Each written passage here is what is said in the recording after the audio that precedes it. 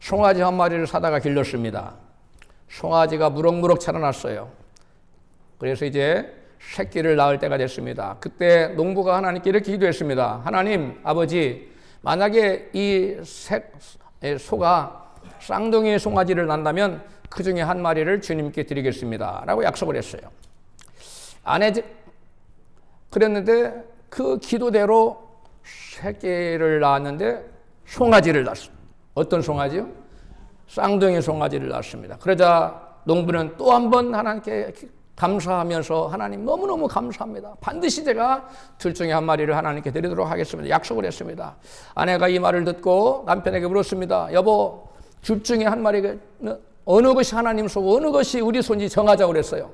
남편이 대답이 없었습니다. 둘 중에 하나 하나님께 드리면 되지 꼭 어느 것이 하나님 소고 어느 것이 우리 소인가 정할 필요가 송아지인지 정할 필요가 뭐가 있냐고 말했습니다. 송아지가 무럭무럭 잘 자랐습니다. 이제 송아지가 어느 정도 커서 송아지를 내다 팔 만한 그런 때가 됐어요. 그런데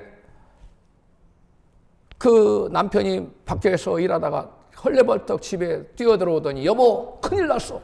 하나님의 소가 죽었어. 이렇게 대답을 하더라. 왜 둘 중에 한 마리의 소가 죽었는데 자기 소가 안 죽고 하나님의 소가 죽었지요? 많은 사람들이 이와 같은 마음으로 하나님을 대하는 분들이 있습니다. 여러분 같으면 여러분이 그렇게 약속을 했는데 송아지 한 마리가 죽었어요. 그렇다면 여러분 어떻게 반응하실 것 같아요? 하나님 소가 죽었다고? 여러분은 하나님께 드려야 할 예물을 정말 기쁨으로 드리고 있습니까? 성경은 하나님께서 그 무엇이 부족해서 우리에게 예물을 드리라고 한 것이 아니라는 사실을 이같이 증거합니다. 시편 50편 10절에 보니까 삼림의 짐승들과 산춘의 생축이 다 내 것이라, 내 것이며, 그 다음에 욥기서 41장 11절에 보니까 천하에 있는 것이 다 내 것이니라. 또 로마서 11장 35절에 보니까 만물이 주에게서 나오고 주로 말미암고 주에게로 돌아갑니다. 여러분, 천지 만물이 다 주님으로부터 말미암았고 천지 만물이 다 누구의 소유라는 거예요? 하나님의 소유라는 거예요. 하나님이 뭐가 부족하겠어요? 뭐가 부족해서 예물을 요구하시겠냐는 것입니다. 그런데 하나님은 그럼에도 불구하고 우리에게 하나님 사랑하는 자녀들에게 너희들은 내게 나올 때 예물을 가지고 나와라 하고 예물을 드리라고 요구하고 있어요. 그렇다면 하나님께서 예물을 드리라고 하신 이유는 무엇일까요? 이에 대해서 예수님은 이같이 말씀합니다. 마태복음 6장 20절에 시작. 오직 너희를 위하여 보물을 하늘에 쌓아두라. 거기는 좀이나 동록이 해하지 못하며 도적이 구멍을 뚫지도 못하고 도적질도 못하느니라. 내 보물 있는 그곳에는 내 마음도 있느니라. 왜 안 나와요? 24절. 한 사람이 두 주인을 섬기지 못할 것이니 너희가 하나님과 재물을 겸하여 섬기지 못하느니라. 이 재물이란 말은 원어의 만몬이에요. 만몬. 재물신을 말해요. 그러니까 재물에는 여러분 영적인 것이 깃들어 있다는 거예요. 단지 물질로 끝나는 것이 아니라는 겁니다. 예수님께서 하나님께서 예물을 드리라고 하신 세 가지 이유를 이 마태복음 6장에서 말씀하고 계시는데요. 하나는 예물을 누구를 위해서 드려야 된다? 하나님이 아니라 너 자신을 위해서 예물을 드릴 필요가 있다고 말씀하세요. 그 다음은 하나님을 사랑하는지 사랑하지 않는지, 하나님보다 재물을 더 사랑하는지를 보시려고, 마음 중심을 보시려고 예물을 드리라고 하셨다는 거예요. 예수님 말씀에 의하면. 그 다음에 물질을, 재물신, 만몬신을 신으로 섬기는지, 여호와를 신으로 하나님 섬기는지 하나님이 보시겠다는 거예요. 그래서 예물을 드리라고 하셨다는 것입니다. 즉 하나님께서 우리에게 예물을 드리라고 명하신 이유는 인간이 무엇을 믿고 의지하고 사는지를 깨닫게 하려고. 내가 돈을 믿고 의지하고 살아가는지 아니면 하나님 믿고 의지하고 살아가는지를 예물을 드릴 때 자기 마음을 보면 알아요. 아, 내가 예물을 드릴 때 하나님 의지하는가 아니면 나 자신 의지하는 걸 자각하여 하나님만을 주인으로 믿고 섬기며 그분의 이름을 높이고 그분께 영광 돌리며 살아가라고 여러분 우리에게 예물을 드리라고 하신 거예요. 하나님께 우리 인간을 지으신 목적이 영광 받으시기 위해서 지었는데, 즉 예물을 통해서 하나님께서 영광을 받으시겠다는 것입니다. 할렐루야. 그렇다면 우리가 하나님께서 명하신 예물을 어떻게 드려야 할까요? 오늘 본문은 우리가 예물을 드린다고 하나님께서 어떤 예물이건 기뻐 받으신다고 말씀하지 않아요. 어떤 예물은 기뻐 받으시는가 하면 어떤 예물은 리젝트한다는, 거절하신다는 거예요. 받지 않으신다는 거예요. 그런데 하나님께 예물만 받지 않으시는 것이 아니라 예물을 받지 않을 때는 예물을 드리는 자도 거절하신다는 거예요. 같이 한번 본문 창세기 4장 2절부터 4절까지 읽습니다. 시작. 그가 또 가인의 아우 아벨을 낳았는데 아벨은 양치는 자이었고 가인은 농사하는 자이었더라. 세월이 지난 후에 가인은 땅의 소산으로 제물을 삼아 여호와께 드렸고 아벨은 자기도 양의 첫 새끼와 그 기름으로 드렸더니 여호와께서 아벨과 그 제물은 연락하셨으나 가인과 그 제물은 연락하지 아니하신지라. 아멘. 여러분, 이 말씀을 들어보면 우리가 선뜻 이해하는 부분이 있어요. 그렇지요? 아니, 가인은 들여서 농사에서 농산물로 그런 예배를 드리는 게 옳을 것 같고, 또 아벨은 양치는 자였으므로 그 가축을 한 마리를 잡아서 드리는 것이 옳을 것 같아요. 그것은 우리 인간적인 생각이고 여러분 우리의 이성적인 생각에 불과합니다.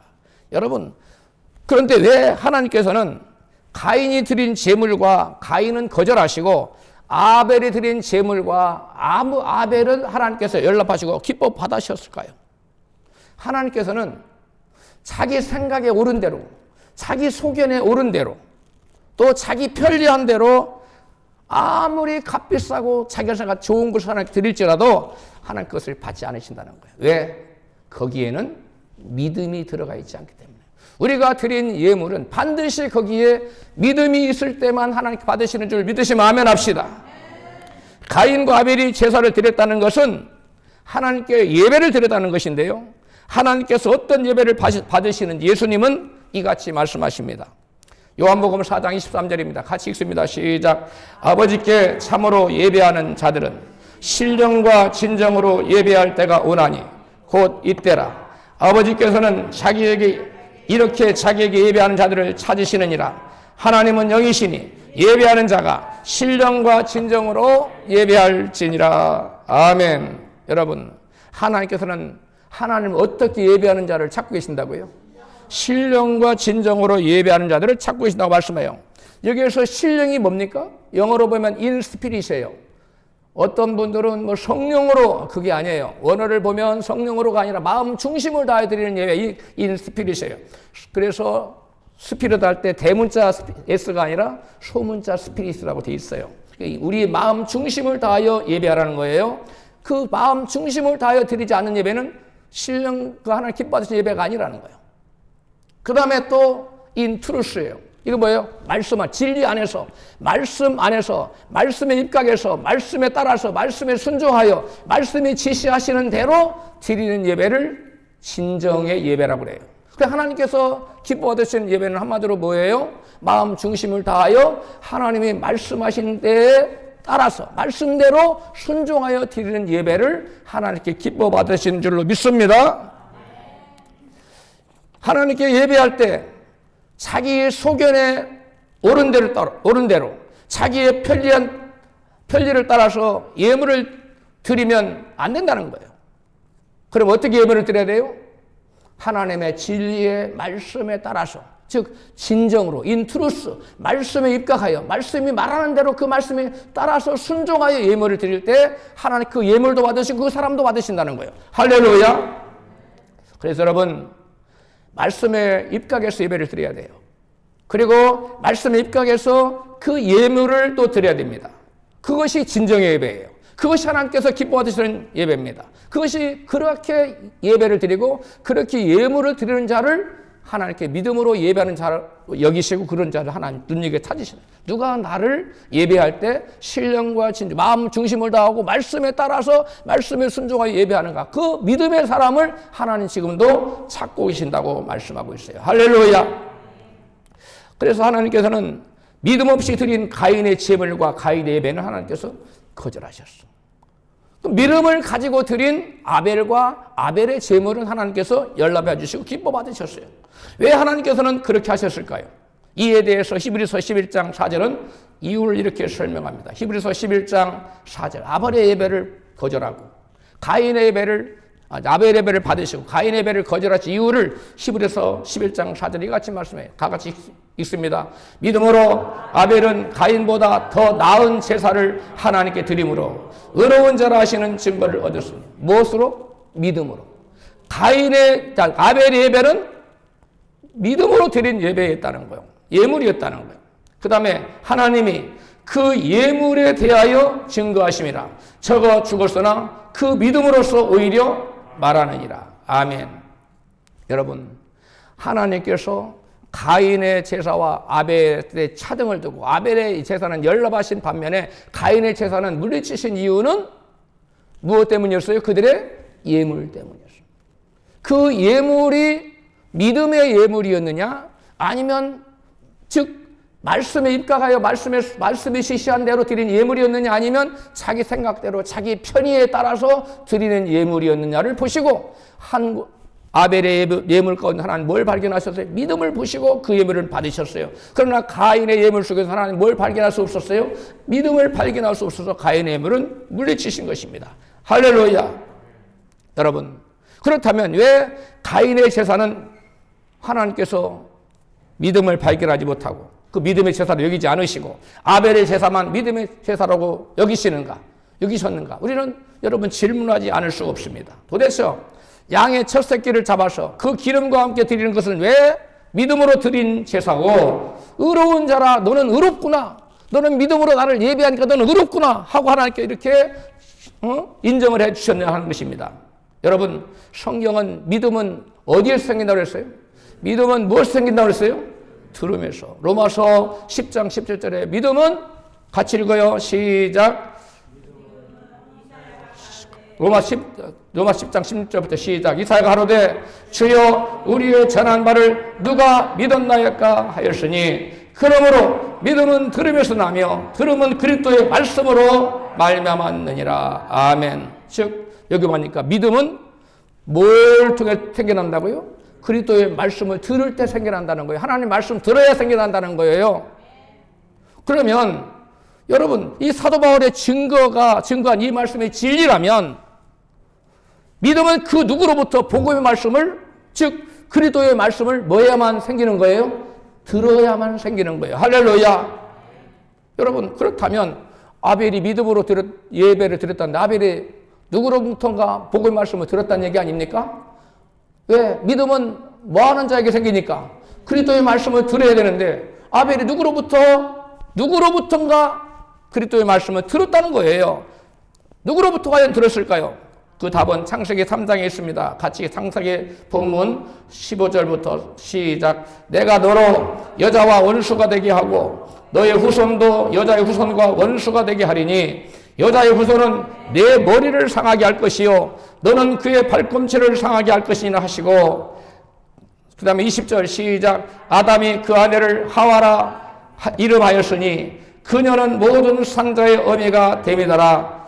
여호와 하나님이 아담과 그 아내를 위하여 가죽옷을 지어 입히시니라. 아멘. 여기 보니까 우리가 읽은 창세기 3장 15절 이 말씀을 뭐라고 하냐면 최초의 복음 또는 원시 복음이라고 그래요.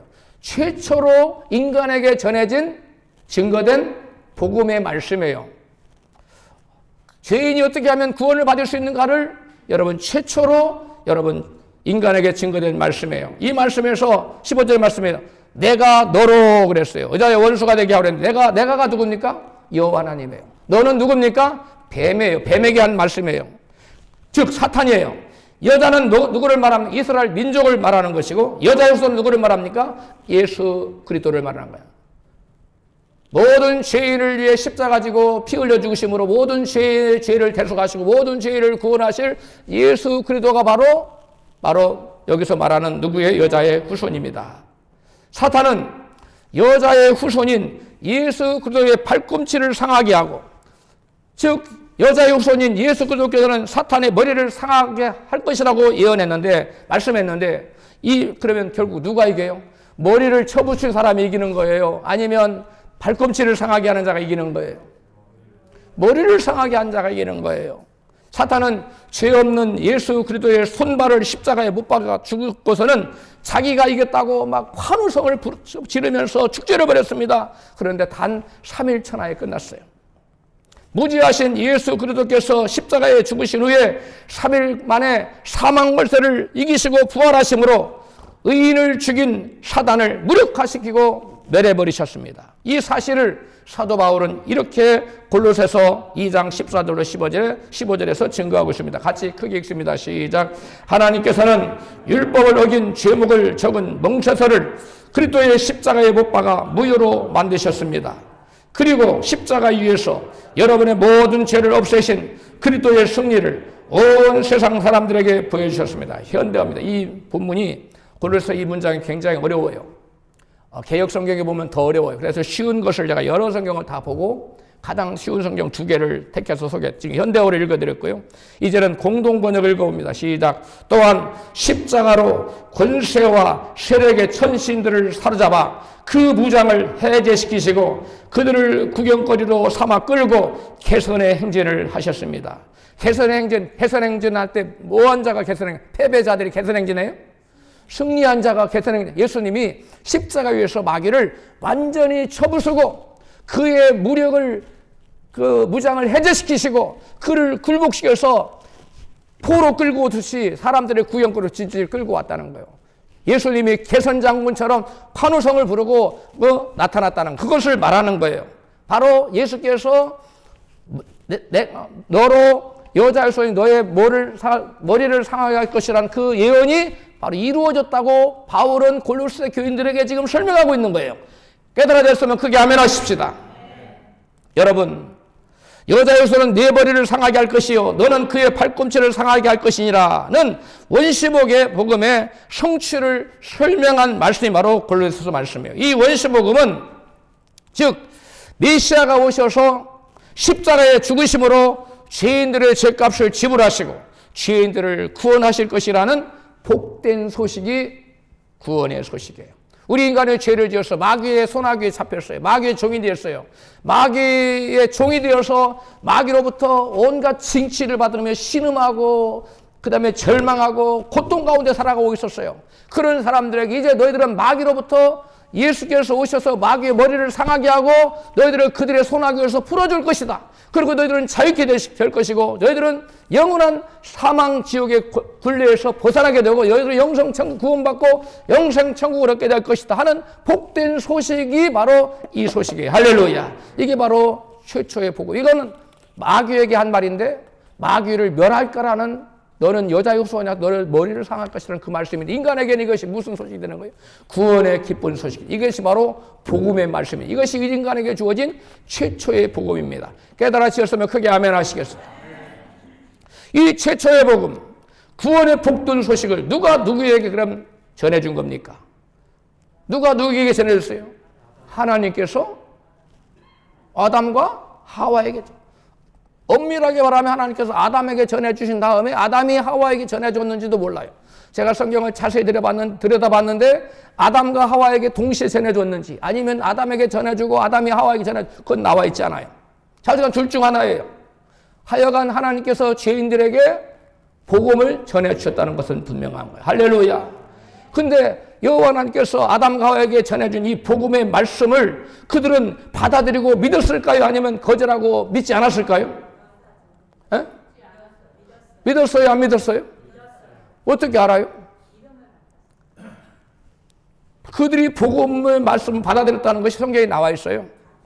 우리가 읽은 본문 여러분 창세기 20절에서 21절 말씀에 그들이 여호와 하나님께서 그들에게 전하는 복음의 말씀을 받아들이고 믿었다는 사실을 증거하고 있어요. 같이 읽어요. 창세기 3장 20절 시작. 아담이 그 아내를 하와라 이름하였으니 그녀는 모든 산자의 어미가 됨이더라. 아멘. 여기 보니까 아담이 그 아내 이름을 뭐라고 불렀다고요? 하와. 하와라는 뜻이 뭐예요? 생명이라는 뜻이에요. 여러분, 하와가 생명이 있는 자예요? 없는 자예요? 아담과 하와 둘 다 생명이 없는 자예요. 죄를 범하면 하나님과 관계가 끊어졌어요.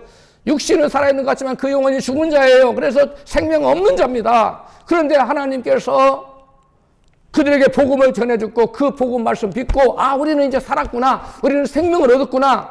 그런 확신을 갖게 된 거예요. 할렐루야. 우리는 구원받았구나. 이제 마귀의 굴레에서 벗어났구나. 이걸 믿게 된 겁니다. 그걸 말하는 거예요. 그래서 그 믿음의 표현이 뭐냐면 당신은 이제 생명이 있는 자야 하고 이름을 뭐라고 지었다고요? 생명이라고 지었다는 거예요. 생명 있는 자라고 불렀다. 그래서 모든 산자들의 어미가 되었다. 여자기 때문에 모든 생명 있는 자의 최초가 되었다는 거예요. 할렐루야. 그래서 하와라고 이름을 지어준 겁니다.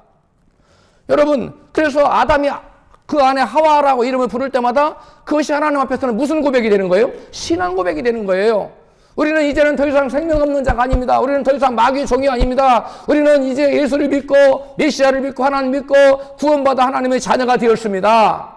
그리고 이제 저희들은 더 이상 하나님과 관계가 끊어진 죽은 자가 아니라 하나님과 관계가 회복된 하나님 앞에서 살아있는 생명 있는 자입니다라는 고백을, 신앙 고백을 매일 하루에도 자기 아내 이름을 몇 번, 여러분 남편이 아내의 이름을 몇 번씩이나 부르들까요? 수도 없이 부르잖아요. 수도 없이 남편이 아내의 이름 부르잖아요. 그런 것처럼 여러분 남편이 아담이 하와의 이름을 부를 때마다 하나님 앞에서 무슨 고백을 한 거예요? 신앙 고백을 했다는 거예요. 여러분 이게 놀라운 겁니다. 그러니까 하나님께서 그들의 신앙 고백을 받으시고 들으시고 생명이라는 신앙 고백을 끊임없이 들으시고 그들의 믿음을 확인하시고 그들에게 믿음의 옷을 입혀줬어요. 그 믿음의 옷이 뭐냐? 여러분 가지고 오세요. 본문 창세기 3장 21절입니다. 시작. 여호와 하나님이 아담과 그 아내를 위하여 가죽 옷을 지어 입히시니라. 성경에 보면 옷이 많이 나와요. 우리 인간이 입은 옷이 뭐예요? 무화과 나무 옷. 하나님이 우리 인간의 죄를 덮어주시고 하나님이 의를 덧입혀주신 옷이 뭐예요? 그 최초의 가죽 옷이에요.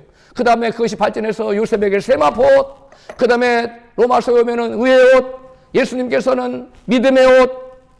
여러분 여러 가지 이름으로 말하고 있는 다 똑같은 거예요. 가죽 옷이나 세마포 옷이나 의의 옷이나 믿음의 옷이나 다 똑같은 옷이에요. 그 옷을 여러분 그 아담이 아니라 누굽니까? 에서 동생 야곱이 입고 나간 옷은 뭐예요? 그 털옷. 그게 바로 다 믿음의 옷이에요. 의의 옷이에요. 우리가 우리의 장자 되시는 큰 형님 되시는 예수님의 옷을, 예수 그리스도의 옷을 입고 나갈 때 하나님께서 우리의 죄를 보지 못하시고 우리를 의롭다 인정하시고 우리를 하나님의 당신의 자녀로 받아주시는 줄로 믿습니다. 바로 그래서 가죽 옷을 지어 창세기 3장 21절 다시 읽어요. 시작. 여호와 하나님이 아담과 그 아내를 위하여 가죽 옷을 지어 입히시니라. 그 아내를 위하여 믿음의 옷을 지어 입히시니라. 예수 그리스도의 의의 옷을 지어 입히시니라. 할렐루야. 다 그 말이 그 말입니다. 여호와 하나님께서는 그들의 신앙 고백을 들으시고 그들에게 그들의 죄와 치부를 가릴 수 있는 가죽 옷을 지어 입히셨습니다. 여호와 하나님께서는 가죽 옷을 만드시면서 죄인들이 거룩하신 하나님 앞에 나갈 수 있는 무엇도 가르쳐줬냐면 제사 드리는 법도 가르쳐줬어요. 무엇도 가르쳐줬어요? 죄인들이 어떻게 하나님 앞에 나갈 수 있을까? 그것이 레위기에 쭉 나오고 그것이 로마서에 나와요. 로마서 1장에서 11장까지가 바로 교리에 관한 법인데 그 한마디로 말하면 로마서 1장에서 11장까지 내용은 죄인들이 어떻게 하나님 앞에 나아가서 하나님 예수 그리스도의 의를 덧입을 수 있는가, 의롭다함 받을 수 있는가, 그것을 얘기해 준 것이 로마서 1장에서 11장까지 내용이에요. 할렐루야. 여러분 그것이 바로 뭐냐면 믿음의 옷을 어떻게 입을 수 있는가를 여러분 말해주는 건데 어떻게 죄인들이 하나님 앞에 나아가서 의를 입을 수 있는가? 그 방법이 뭐냐면 제사 드리는 법. 뭐예요? 제사. 우리 인간이 어떻게 제사 받는가? 제사를 드리므로 우리 하나님 앞에 나아갈 수 있게 만드셨어요. 자, 그런데 그렇다면 아담과 하와는 자녀들에게 구원의 기쁜 소식을 전하지 않고 이 기쁜 소식을 우리들만 갖자. 당신하고 나와만 갖고 있자. 그랬을까요? 아니면 자녀들에게도 수없이 전했을까요? 여러분 구원의 기쁜 소식을 나만 갖고 있어야지 하는 사람은 안 믿는 사람이에요. 자녀들에게 예수 믿는 분이다, 예수 믿어 구원, 이것을 전하지 않는 사람은 나 아무리 예수 믿어 큰 소리 쳐도 안 믿는 사람이에요. 근데 아담과 하와는 아까 믿음의 사람이라고 증거를 받았지요. 생명이라고. 그래서 가죽 옷도 지어 입혔죠. 믿음의 사람이에요. 그러므로 끊임없이 자녀들에게 틈만 나면 여러분 복음을 얘기했을 거예요. 장차 하나님이 이 땅에 오신다. 사람의 모양으로 오실 것이다. 메시아가 오실 거다. 그 부분 메시아가 우리의 죄를 대신해서 죽으실 거고 피를 흘려 죽으시고 그 피가 우리의 모든 죄를 사해 주실 것이다. 그러므로 우리는 그 메시아로 희생양으로 오실 그분을 상징하며 제물을 잡아서 피를 흘려 주게 된다. 그 제물은 바로 예수 그리스도를 상징한다 라고 끊임없이 말해요. 그래서 너희들이 하나님 앞에 예배할 때는 제사드리러 나갈 때는 반드시 짐승을 잡아서 피를 흘려서 기름으로 불태워서 드려야 된다. 이와 같이 끊임없이 제사법도 복음과 같이 전해 주었던 거예요. 할렐루야. 그래서 그 제사법과 복음을 들은 아벨은 그것을 받아들이고 믿음으로 받아들이고 믿었어요. 근데 아벨은 건성건성 들었어요. 뭐 꼭 그렇게 드려야 되나. 그래서 아벨은 아버지가 전해준 복음대로 아버지가 가내준 방법대로 하나님께 나갔어요. 그게 바로 진정으로예요. 뭘로요? 진정으로. 진정으로가 뭐라고 그랬죠? 인트루스. 말씀 안에서 진리대로 말씀의 입각에서 하나님께 나간 거예요. 그래서 아버지가 전해준 복음의 말씀대로 자기 생각대로가 아니라 자기 말씀 하나님 전해준 복음의 말씀대로 짐승을 잡아서 양을 잡아서 그 첫 새끼로 그것을 들여서 여러분 하나님께 영광을 돌때 하나님께서 그 예물 속에 그 예물에 대해서 증거하신다. 너는 의롭도다. 왜 의롭도다 했냐? 히브리서 기자의 표현 그의 예물에 대하여 하나님이 인정해 주셨다는 거예요. 그 예물을 뭘로 인정해 줬다는 거예요? 믿음으로. 할렐루야. 여러분과 저도 하나님 앞에 나갈 때 아무리 이쁜 옷을 입고 아무리 그럴싸한 모습으로 나와서 하나님 받아주지 않아요. 뭐가 있어야 돼요? 믿음을 가지고 나온 자만 하나님 받아주는 줄 믿습니다. 근데 그 믿음이 뭐냐? 예물로 표출된다는 거예요. 아벨이 하나님께 그를 믿음으로 인정받은 것은 하나님께서 그 예물에 대하여 증거하셨다고 본문에 되어 있는데 다른 성경은 그 예물을 통해서 그의 믿음을 인정해 줬다고 해석을 하고 있어요. 그러므로 저와 여러분들 하나님에 나올 때는 반드시 우리의 믿음을 뭘로 표현해야 된다고요? 예물을 가지고 표현해야 된다. 근데 그 믿음이, 그 예물이 반드시 예물 속에는 믿음이 들어가 있어야 된다는 거예요. 자기 편리대로, 자기 생각대로, 자기 소견에 오른 대로 그냥 자기가 나는 농사 지었으니까 농산물로 드릴래요. 하나님 받지 않아요. 아무리 번거롭더라도 내 생각과 맞지 않고 내 생각과 배치가 된다 할지라도 하나님 말씀이 지시하는 그 방법대로 하나님께 주님 앞에 예물을 가지고 나가야 될 줄로 믿습니다. 할렐루야. 여러분, 그러면 우리가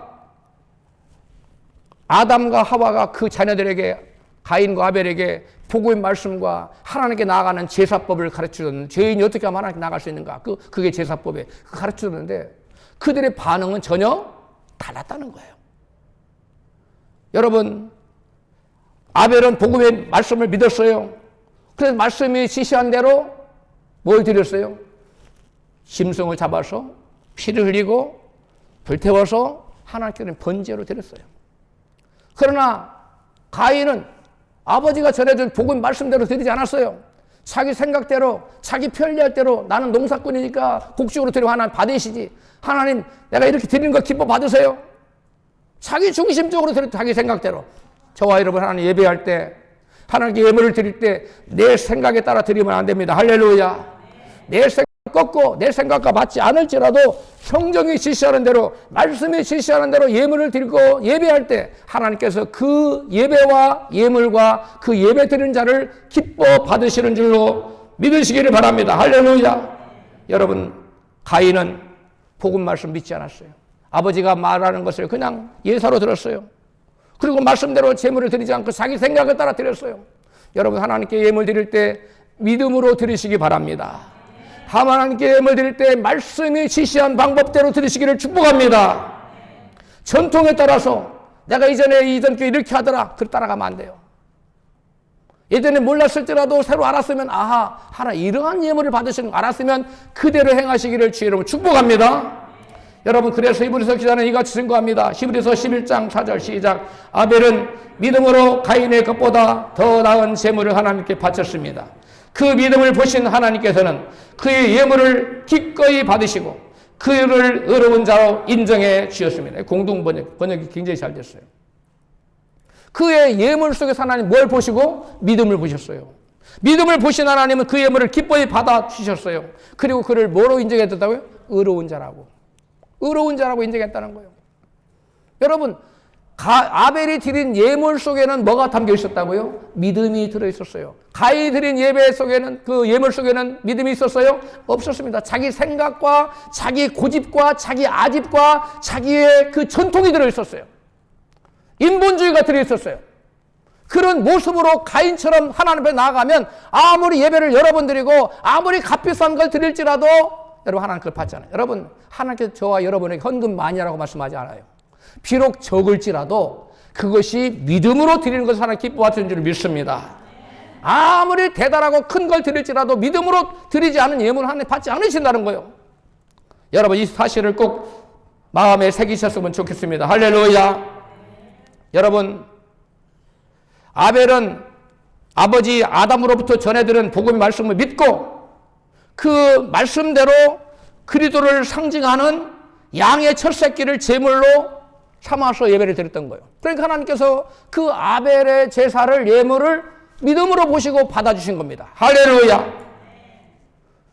여러분 아벨이 양의 첫 새끼로 하나님 드린 그 예물은 곧 장차 그리스도가 이 땅에 오셔서 내 죄를 위해 나 대신 죽어주실 것이다 라는 사실을 믿는 신앙 고백이 들어있는 거예요. 그 예물 속에, 제물 속에.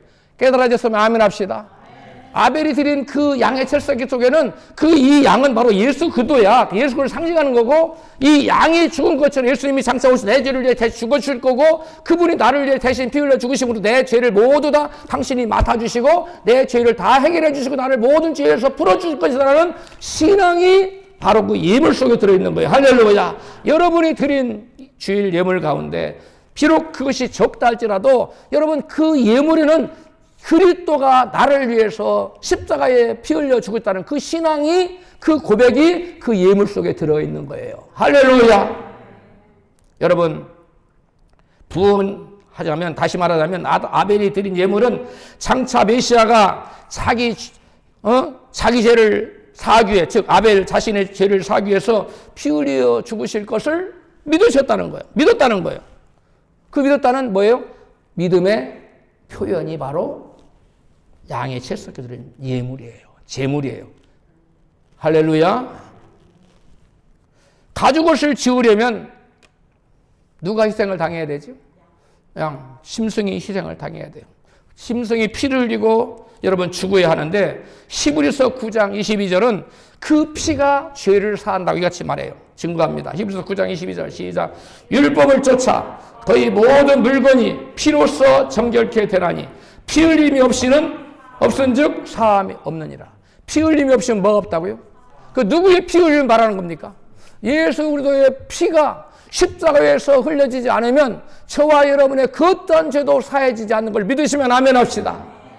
여러분 그것이 바로 우리가 주일날 드리는 주일 예물 속에 그 예수님 나를 위해 피 흘려 죽었다고 하는 신앙 고백이 우리가 주일날 와서 예배하고 드리는 주일 예물 속에 주일 헌금 속에 들어있는 거예요. 그러므로 여러분 주일 예물 각자가 정한 바대로 드리는데 그게 뭐 클 수도 있고 작을 수도 있지만 그 비록 작을지라도 그 주일 예물 속에는 바로 아벨이 드린 양의 첫 새끼처럼 주님이 나를 위해 돌아갔다는 그 신앙 고백, 그걸 믿는 믿음의 고백이 그 주일 예물 속에 들어있다는 사실을 믿으시기를 주 여러분 축복합니다. 여러분 죄인이 거룩하신 하나님 앞에 나아가려면 죄인들의 죄를 대속하고 대신 죽을 무지한 심성의 희생에 필요하다는 사실을 여러분 믿어야 된다는 거예요. 죄인들을 대신하여 죽을 무지한 심성은 바로 장차 이 땅에 오셔서 인류의 모든 죄를 위해 십자가 지고 피 흘려 죽어주실 예수 그리스도를 여러분 상징해 주는 거예요. 깨달아졌으면 아멘 하십시다. 그래서 제사를 드릴 때 반드시 심성을 잡아서 피를 흘리고 그 짐승이 나를 위해 희생하신 메시아라는 사실을 믿어야 하는 거예요. 그럼 오늘날 우리는 목사님 왜 제사 안 드려요? 이렇게 질문한다면 여러분 히브리서 6장에 보면 그리스도께서 우리를 위하여 한 영원하고도 온전한 제사를 드리셨어요. 그러므로 더 이상 제사 드릴 필요가 있어요? 없어요? 없어요. 옛날에 제사는 무슨 행위였어요? 예배 행위였어요. 옛날에는 하나님께 제사를 때 제사를 드리면서 예배했어요. 그러나 지금은 하나님께 똑같이 예배를 드리는데 예배 형태가 달라졌어요. 지금은 짐승을 잡아서 드리는 것이 아니라 이미 짐승을 짐승이 준 것을 예표하는 그 짐승의 그 그림자였다면 실제돼서 예수께서 오셔서 저와 여러분의 죄를 지고 십자가에서 한 영원한 제사를 드렸다는 사실을 믿고 믿음으로 그분 그 예수를 상징하는 예물을 여러분 드림으로써 우리가 신앙 고백을 하는 거예요. 할렐루야. 우리가 오늘날 이 시대에는 제사를 드리지 않습니다. 가톨릭에서는 지금도 제사를 드려야 된다고 미사를 얘기하고 있어요. 여러분 그건 잘못된 거예요. 성경 해석을 잘못하고 있는 겁니다. 여러분 가인은 장차 그리스도가 자기 죄를 대신하여 십자가 지고 죽으실 것이라는 복음의 말씀을 믿지 않았기 때문에 짐승을 제물로 드리지 않았어요. 말씀대로 하자는 거예요. 여러분 우리가 아무리 하나님 믿는다고 하더라도 말씀대로 순종하여 예배하지 않으면 말씀에 입각해서 예배하지 않으면 하나님께서는 그 예배를 받지 않으신다는 사실을 믿으시기 바랍니다. 여러분 예수님 말씀에 의하면 가인의 제사는 복음의 말씀에 입각한 대로 드린 예물이었나요? 아니죠. 자기의 생각대로 자기의 편리한 대로 곡식을 갖다가 그냥 하나님 드렸어요. 말씀에 없는 얘기예요. 아버지 아담이 그들에게 아담과 하와가 부모님이 그들에게 복음의 말씀 그렇게 전하지 않았어요. 근데 그들은 자기 생각대로 자기 편리한 대로 예물을 삼아서 제물로 드렸다는 거예요. 하나님 그걸 받을 믿음이 없었기 때문에 받지 않으신 거예요. 여호와 하나님께서는 11조와 헌물에 대해서 예물에 대해서 이같이 말씀합니다. 말라기서 3장 8절입니다. 시작. 너희는 나의 것을 도적질하고도 말하기를 우리가 어떻게 주의 것을 도적질하였나이까 하도다. 이는 곧 11조와 헌물이라. 아멘. 목사님 11조가 하나는 11조 안 드리고 하나는 도적질하는 것은 많이 들어서 알겠는데 헌물도 나오네요. 헌물도 안 드리면 하나님께 도적질한 거라고 하나님 말씀하시네. 그렇습니다. 이 헌물이 그러면 무엇을 의미하는 것일까? 우리는 그것을 알아야 됩니다. 성경은 분명히 11조 헌물을 구별하고 있습니다. 11조는 내 것이 아니에요. 그래서 헌금이 아니에요. 그건 하나님 걸 마땅히 드리는 거예요. 그런데 그 하나님 걸 마땅히 드려야 될 거 안 드리는 것도 하나님 도적질하는 건데 하나님 또 하나를 얘기하고 있어요. 그게 뭐예요? 예물. 하나님에 나올 때 반드시 드려야 될 예물을 안 드리는 것을 하나님 것을 도적질한 것이다. 이렇게 말씀하고 있어요. 여러분 사랑하는 성도 여러분, 성경을 보면은 하나님께 이스라엘 백성, 하나님 백성들이 요구하신 제사에는 분명한 구분이 있었어요. 뭐가 있었다고요? 구분이 있었어요. 제사라고 다 똑같은 제사가 아니에요. 구약시대 보면 수많은 제사가 나와요. 그런데 딱 양분돼요. 두 가지로. 서원제, 구약에 보면 서원제, 감사제, 화목제 같은 제사들은 하나님께 받은 은혜에 대하여 자발적이고 선택적으로 자원하는 예물을 드리는 제사였어요. 무슨 제사라고요? 자원제사. 내가 원하면 드리고 안 원하면 안 드리면 되는 거예요. 이 제사를 안 드린다고 하나님 뭐라고 하잖아요. 무슨 이해 갑니까? 이건 자원제예요. 자원하여 드리는 제사예요. 그것은 선택적인 거예요. 내가 자발적으로 드리고 싶으면 드리고 안 드리고 싶으면 안 드리면 되는 거예요. 안 드린다고 하나님 뭐라고 안 하세요. 오늘날로 말하면 하나님께 받은 은혜에 대하여 선교헌금, 건축헌금, 감사헌금, 작정헌금 뭐 등등 여러 가지 특별헌금으로 자원하는 예물을 드리는 것에 해당해요. 이건 안 드려도 하나님 뭐라고 안 해요. 하나님 너의 작정헌금 안 드렸어. 너의 건축헌금 안 드렸어. 너의 선교헌금, 너의 감사헌금 하나님 그런 뭐라고 안 해요. 이거는 말라기에 나오는 하나님의 것을 도둑질하는 헌금에 해당하는 것들이 아니에요. 이건 자원제이기 때문에. 그런데 성경에 보면 자원제가 아니라 상번제가 있어요. 상번제. 상번제는 제사장들이 매일 아침 저녁으로 드리는 거. 그리고 온 백성들이 공동체 안식일에 모여서 드리는 여러 안식일 번제. 이것이 상번제예요. 오늘날로 말하면 여러분 오늘날의 상번제에 해당하는 신약성의 상번제는 주일 예배예요. 주일 예배 때 여러분 구약 백성들이 안식일 나올 때 예물을 가지고 나왔어요. 그들이 가지고 나온 예물로 각자가 예배를 드리는 것이 아니라 예물을 담아서 제사를 드리는 것이 아니라 공동체적으로 같이 드렸지만 다 예물을 가지고 나가겠어요. 형편에 따라서 어떤 사람은 소를 가지고 형편에 영을 가지고 그 다음에 중간치기는 양을 가지고 또는 그보다 가난한 사람은 비둘기 극빈자는 밀가루 한 줌을 가지고 나오도록 했어요. 형편에 따라서 하나님 앞에 제사로 나올 때 하나님께 예배로 나올 때 형편에 따라서 반드시 뭘 가지고 나와야 된다? 예물을 가지고 나와야 된다. 그러므로 오늘 여러분이 주일날 예배하러 나올 때 반드시 그 믿음의 예물을 예수님이 나의 죄를 지고 십자가에서 내 죄를 대신 죽었다는 사실을 믿는 믿음의 표현을 하는 예물이 있는데 그게 바로 주일 예물이에요. 할렐루야. 그 많은 사람들이 적지 않아 우리 교회 성도들은 많지 않지만 어떤 사람들은 감사헌금, 건축헌금, 성교헌금, 뭐 별의별 예금, 주일헌금 쏙 빠져 있어. 그거는 성경을 잘 모르기 때문에 그런 거예요. 하나님이 말라기서에서 말한 11조와 헌금을 예배했는데 하나님의 것을 도적질하는 헌금은 주일날 반드시 예배하러 나올 때 드려야 되는 신앙 고백적인 예물, 주일 예물을 의미하는 거예요. 할렐루야. 여러분, 그래서 이 주일날 안식일날 가지고 오는 거 이거는 여러분 상번제였어요. 반드시 예물을 가지고 나와야 돼요. 상번제는 특별한 사건이 있을 때 드리는 제사가 아니었어요. 선택적인 제사가 아니었어요. 이스라엘이 하나님과 나는 언약의 관계라는 것을 표현하는 여러분 의무적인 여러분 제사였어요. 상번제는. 자, 오늘날 주일 예배와 주일 헌금에 해당하는 상번제는 우리는 하나님의 언약 백성입니다 라는 언약 관계를 고백하는 여러분 신앙 고백적인 성격의 제사였어요. 또 한 가지 언약 백성에게 의무적으로 요구한 제사와 예물은 또 한 가지가 있었어요. 상번제 말고 1년에 3차. 뭡니까? 모든 유대 성인들이 가지고 3번 여호와 앞에 나와야 되는 게 뭐지요?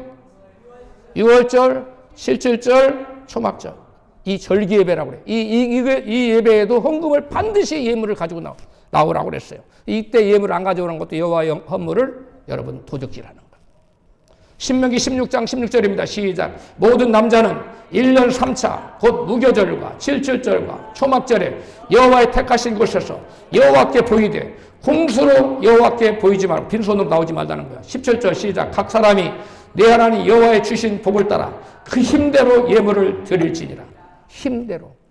힘이 소를 드릴 만한 힘이 되면 소를 드리고 소를 드릴 만한 힘이 되는 사람이 염소를 드리면 양을 드리면 안 돼요. 양을 드릴 만한 힘이 들어서 양을 드리고 그 다음에 비둘기를 드릴 만한 힘이 들어서 비둘기 드리고 그 다음에 그것도 못 미치는 사람은 밀가루 한 줌이라도 반드시 가지고 와라는 공수로는 오지 말라는 거예요. 힘대로 드리는 거. 할렐루야. 그래서 여러분 그래서 어느 교회는 주일 헌금이라고 하지 않고 추정 헌금이라고 하는 교회가 많습니다. 그러니까 매 주일날 자기 힘을 헤아려서 내년에 내가 한 해는 내가 매주마다 1만 원, 2만 원, 3만 원, 뭐 5만 원, 10만 원, 100만 원 이렇게 자기의 경제적 능력에 따라서 내년에 얼마를 드리게 자기 각자 마음에 작정하고 추정 헌금을 드리라고 하는 교회가 많아요. 우리 교회는 그냥 주일 헌금이라는 봉투가 이름이 다 써져 있죠. 이게 바로 여러분 하나님께 반드시 드려야 되는데 여러분 감사헌금 안 드려도 돼요. 괜찮아요. 그 다음에 뭐 선교헌금 무슨 작정헌금 이거 안 드렸다 하나님 뭐라고 안 해요. 네가 왜 내 것 그러나 주일헌금은 상번제예요. 반드시 하나님 앞에 나올 때 믿음의 표현으로 가지고 나와야 되는 거예요. 할렐루야. 무슨 표현이요? 믿음의 표현. 믿음의 표현으로 드려야 되는 겁니다. 여러분 그래서 주일헌금과 절기헌금, 3번의 절기헌금. 오늘날로 말하면 우리 교회에서는 4번이 있죠. 뭐가 있습니까? 부활절, 그 다음에 추수감사절, 그 다음에 성탄절, 또 한 번 신년 예배. 이렇게 4번의 절기, 그때마다 우리가 성찬식을 거행하는데 이때는 여러분 그냥 빈손으로 만듭니다. 주일 예배와 주일 헌금은 이번 주는 시간이나 물질이 여유가 있어서 드리고 다음 주는 건너뛰어도 되는 그런 선택적인 사항이 아니라는 거예요. 주일 예배는 하나님과 언약을 갱신하는 예배예요. 주일 예배는 뭐 하는 거라고요? 하나님과 나와의 언약을 갱신하는 거예요. 그래서 매주 나와서 하나님과 언약을 다시 체결했어요. 그 주일 예배를 안 드리면 언약 깨어져요. 그래서 하나님께서 언약 깨어지면 하나님 관 끊어져 버리잖아요. 그것을 회복시키기 위해서 만든 것이 뭐냐면 제사제다. 제사를 통해서 다시 회개하고 다시 그 언약을 회복시키는 거예요. 여러분 그러므로 주일 예배가 얼마나 중요해요. 그래서 주일 예배는 반드시 드려야 돼요. 할렐루야. 줄여도 되고 안 드려도 되는 예배가 아니에요. 그리고 주일 예배 때 여러분들이 예물을 가지고 오는데 다른 건 안 가져와도 하나님 뭐라고 안 해요. 반드시 가지고 나와야 될 게 뭐라고요? 믿음의 표현인 주일 예배에 주일 예물을 가지고 나와야 돼요. 할렐루야. 주일 헌금. 이것이 너무나 중요합니다. 여러분, 왜냐? 주일 예배는 하나님과의 언약을 갱신하는 예배 행위이고, 주일 헌금은 예수 그리스도가 나를 위해 죽으신 나의 주님이라는 믿음의 표현이 주일 헌금 속에 들어있는 거예요. 마찬가지로 오늘날도 선교헌금, 건축헌금, 감사헌금을 드리면서도 주일 예배의 가장 기본인 주일 헌금을 안 드린다면 그것은 온전한 예배일 수가 없습니다. 주일 예배 때 감사, 선교, 건축, 작정금 같은 특별한 금은 안 드려도 괜찮지만 예물로 신앙을 고백하는 주일 헌금만큼은 반드시 드려야 하는 거예요. 할렐루야. 왜? 그들이 드린 예물 속에 뭐가 들어있기 때문에 신앙 고백이, 예수님 나를 위해 십자가 졌다는 신앙 고백이 구약시대부터 아벨 때부터 쭉 전해 내려온 거예요. 그래서 그것을 구약시대는 상번제로 드리라고 했다는 거예요. 반드시 예물을 가지고 와서 드리라고 했다는 거예요.